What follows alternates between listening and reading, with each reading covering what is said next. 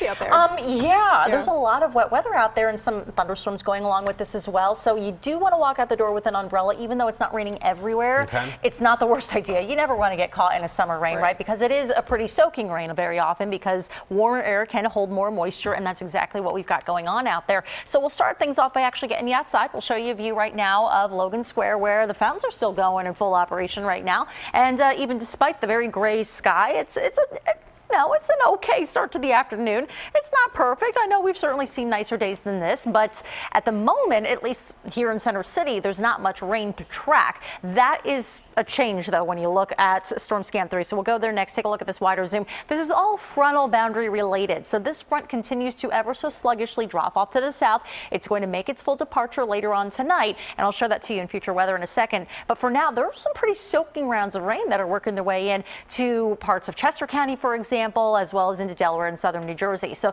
that's where we're going to get hit the hardest out of this. In the meantime, here is Gert still churning away as a pretty substantial hurricane. It's a Category 1, but nonetheless, it's only the second hurricane of the season so far. We're going to talk more about that in a second. Let's look at that future weather projection, however. I can't say I love how this initialized. Remember, this is a model. It's not gospel, but I like the way it times itself out. So this area should be a little bit further to the north, but as we move forward over the next few hours, notice how the bulk of that really soaking rain starts to just roll off to the southeast. So things do begin to gradually clear out, but you're still talking into the early evening drive that there will still be not only damp roadways, but also leftover rain still currently falling from the sky at that point. So you're traveling back in from New York or something like that, and you're going along 95 around Trenton, you will likely still have some wet weather in these areas. But later tonight, we're clearing out nicely, and high pressure will regain control at least for one full day tomorrow before the chances of rain do return. Let's talk about, again, second hurricane of the Atlantic hurricane season this year.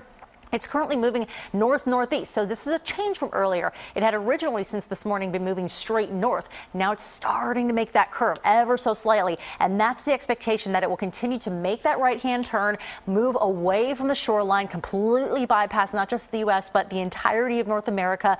Thank goodness. But you do tend to get indirect impacts out of storms like this if they're close enough, which this one is, to the shoreline.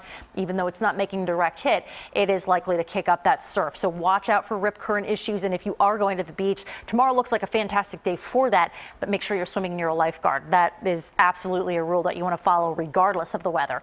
Now, outside in the live neighborhood network, yeah, it's not the prettiest start to the afternoon. You know, you're at 68 degrees, lots of gray sky. It's very humid outside, so certainly not a fabulous hair day, but it does get better from here. So let's take you on out there. At the moment, we're in the mid-70s around the region as a whole, a little cooler in the mountains. Let's just jump you right on out to the 7-day because I want to give you a sense of how the rest of this week shakes out. So tomorrow looks like fantastic pool weather, 90 in the sunshine with high pressure in place. Much more seasonable come Thursday, though I don't want to totally rule out a shower. Better chance for that comes on Friday to wrap up the week, and the weekend not looking too bad, just a chance of a shower. And there's the eclipse day on Monday. Right now we're calling sunshine and upper 80s, so pretty seasonable warmth for us on that day. Good day to watch an eclipse. You said it. All right, Katie, thank you.